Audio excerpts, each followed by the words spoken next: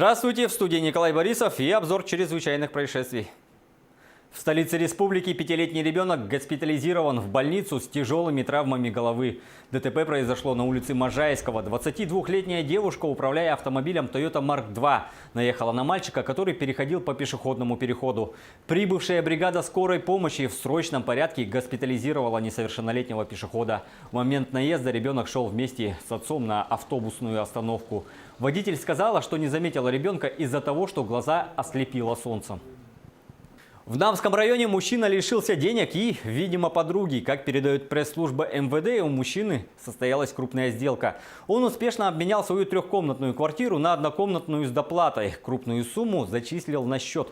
Другую часть он попросил наличными. Было решено пригласить друзей, чтобы отметить это радостное событие.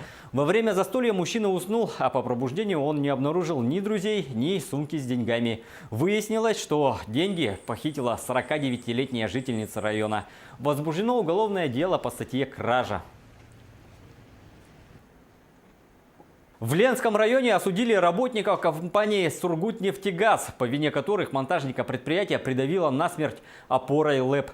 Подсудимые должны были соблюдать правила охраны труда, однако грубо нарушили требования законодательства, в результате чего высокомонтажник и был придавлен анкерной опорой и скончался на месте. Обвинение по делу поддерживалось прокуратурой Ленского района. В суде подсудимые виновными себя не признали. Они стояли на том, что в случившемся виноват сам потерпевший. Якобы он сам залез на площадку, куда и упала опора. Однако обвинение собрало неопровержимые доказательства виновности подсудимых. Они получили по 2 года условно.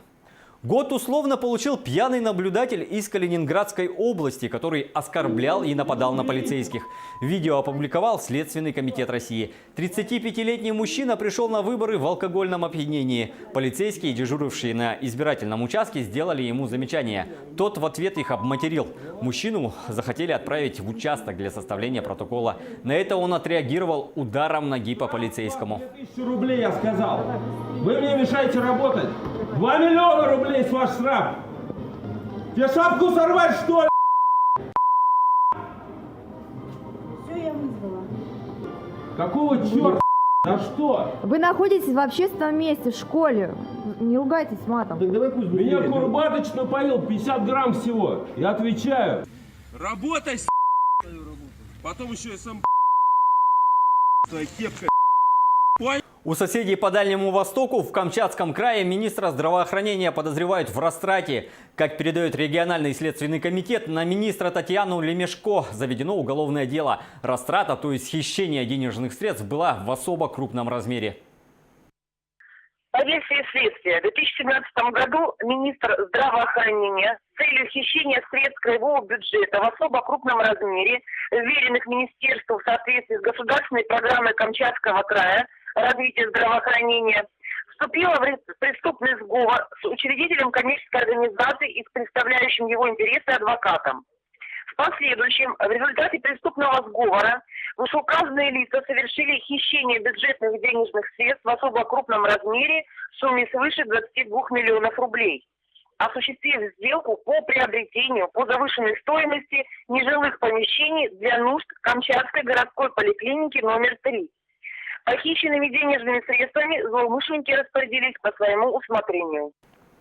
Сейчас следствием проводится комплекс мероприятий, направленных на установление всех обстоятельств произошедшего. Прошли обыски и осмотры в филиалах фигурантов по уголовному делу, а также в Министерстве здравоохранения Камчатского края, в Камчатской городской поликлинике номер 3, в торгово-промышленной палате Камчатского края и коммерческой организации. Подозреваемые задержаны. Следствием решается вопрос об избрании в отношении них меры пресечения в виде заключения под стражу. В производстве следственных действий одновременно было задействовано более 40 следственных и оперативных сотрудников Следственного управления Следственного комитета по Камчатскому краю и отделения ФСБ. Что касается нового здания. Вот я вам говорю, я не занималась этим вопросом. Ну как-то все равно же через вас какие-то документы проходят.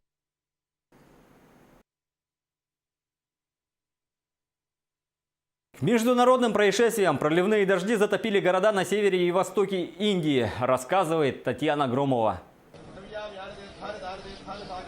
Новый потоп произошел на северо-востоке Индии, в штате Уттар-Прадеш.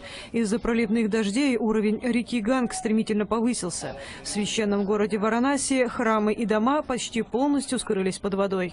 Затоплен и город Силигури в Западной Бенгалии. Местные жители жалуются, что не могут даже приготовить пищу, пока вода не схлынет.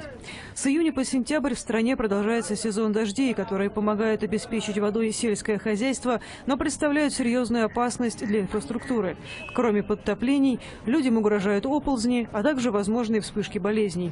В этом году страна особенно сильно страдает от наводнений, вызванных интенсивными ливнями. С конца июля по всей стране погибли почти 1500 человек.